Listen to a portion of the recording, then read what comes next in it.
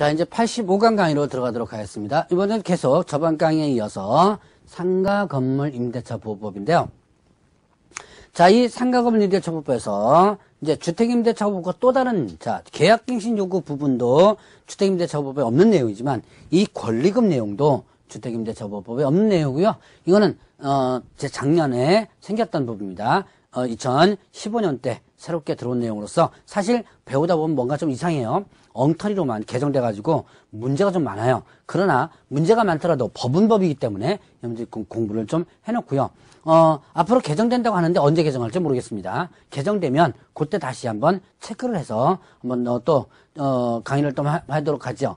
자, 이때 권리금과 관련된 부분인데요. 자, 권리금은 임대차 목적물인 상가 건물에서 영업을 하는 자 또는 영업을 하려는 자, 영업하는 자나 하는 자가 영업시설의 비품, 거래처, 신용영업사 노하우, 상가 건물의 위치에 따른 영업상의 자, 유형, 무형의 재산적 가치의 양도 또는 이용대가, 재산적 가치의 양도나 그 이용대가로서 임대인이나 임차인에게 보증금과 차임외에 지급하는 금전의 대가다. 금전의 대가를 뭐라 한다? 권리금이다. 권리금은 판례상 나타나는 부분에 있어서 법조문에 이렇게 규정되었습니다. 그러니까 이거는 뭐 달달달 외울 필요 없이 그렇구나라고 해서 그냥 넘어가면 돼요. 자, 그러면 권리금 계약이 있습니다. 자, 이 권리금 계약의 이걸 잘 보셔야 돼요. 계약의 주체자가 누군지를.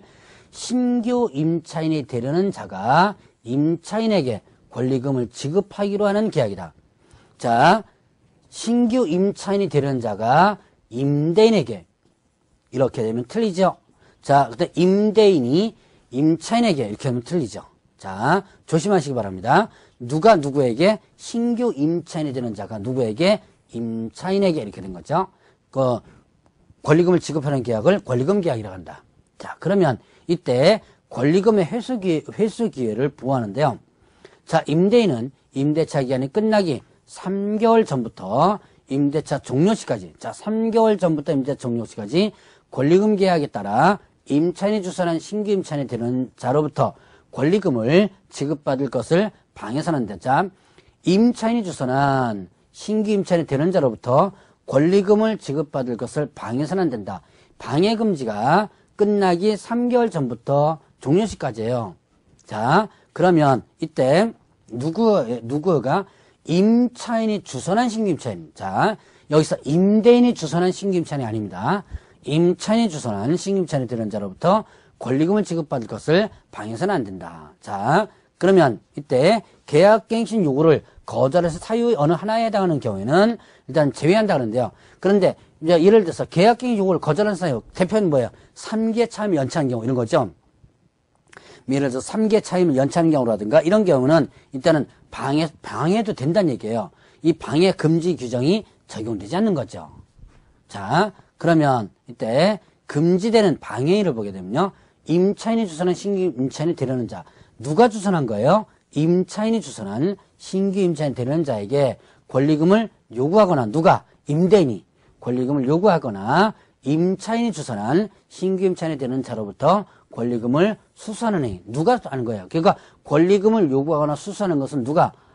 임대인이 이렇게 하면 안 된다는 거죠. 임차인이 주선한 신규 임차인이 되려는 자로부터. 자, 그리고 임차인이 주선한 신규 임차인이 되려는 자로 하여금 임차인에게 권리금을 지급하지 못하게 하는 해. 자, 임차인이 주선한 자. 여기에는 임대인이 주선이 아니에요. 임차인이 주선한 신규 임차인이 되려는 자는 자로 하여금, 자, 이게 임차인이 주선한 신규 임차인 자에게 얘한테 권리금 주지 마. 이렇게 요구하는 거죠. 그렇게 해서는 안 된다라는 부분이에요. 자, 그 다음에 또 임차인이 주선한 신규 임차인이 되는 자에게 상가 건물에 관한 조세 공과금, 주변 상가 건물의 차임 보증금 그 밖의 부담에 따른 금액에 비추어 현저히 고액의 차임과 보증금을 요구하는 행위. 자, 이건 뭐냐면 상가 임대차 보증금이나 월세를 이걸 너무 터무니없이, 시세보다 너무 터무니없이 요구하는 거예요. 그래놓고 뭐 하는 거야? 하든지 말든지 맘대로 해. 대부분 계약을 깨려고 많이 요구하는 경우가 있죠. 계약을 깨려고 요구할 때 이렇게 터무니없이 요구하는 경우가 많아요. 자, 이렇게 해서는 안 된다라고 하는 부분이죠. 자, 그 다음에 또 그 밖에 정당한 사유 없이 임대인이 임차인이 주선한 신규 임차인 되는 자와 임대차 계약을 체결을 거절하니 정당한 사유 없이 임대차 계약을 거절해서는 안 된다는 얘기예요. 정당한 사유 없이. 자, 이렇게 금지되는 행위, 결국 금지되는 행위는 결국 누구에게는 누가요? 자, 임대인이 임차인이 주선, 자, 임대인이 주선은 아니에요. 임차인이 주선의 신규 임차인에게 뭐 보증금을 받거나 요구하거나 또 권리금 지급하지 못하게 하거나 아니면 또 터무니없이 보증금이나 월세를 요구하거나 그 외에도 임대차 계약을 거절하거나 이렇게 하면 안 된다는 얘기죠. 자, 그러면 이때 이제 임대차 계약 체결을 거절하지 못한다 그러는데요. 거절할 수 있는 예외적인 규정이 있습니다. 자, 임대차 계약의 체결을 거절할 수 있는 경우는 어떤 경우냐? 임차인이 주선한 신규 임차인 되려는 자가 보증금 또는 차임을 지급할 자력이 없는 경우. 참 이 문장을 보면요. 엉터리로 개정됐다는 이 엉터리로 만들었다는 것이 상당히 많이 보이는데 여러분들도 이해가 잘 안 되는 경우가 있을 거예요. 이거는 국회에서 법을 만들 때 적어도 이 법을 만드는 사람이 상가임대차를 한 번이라도 좀 임차인이거나 임대인으로서 한 번이라도 좀 해본 사람이 하나도 없는 것 같아요. 그래서 자, 이런 보면 좀 이게 이해가 안 되는 경우가 좀 많습니다. 임차인이 주선한 신규 임차인 되려는 자가 보증금 또는 차임을 지급할 자력이 없는 경우 실제로 어떻게 알아요, 이걸? 들어오는 사람이 자력이 있는지 없는지 솔직히 모르거든요.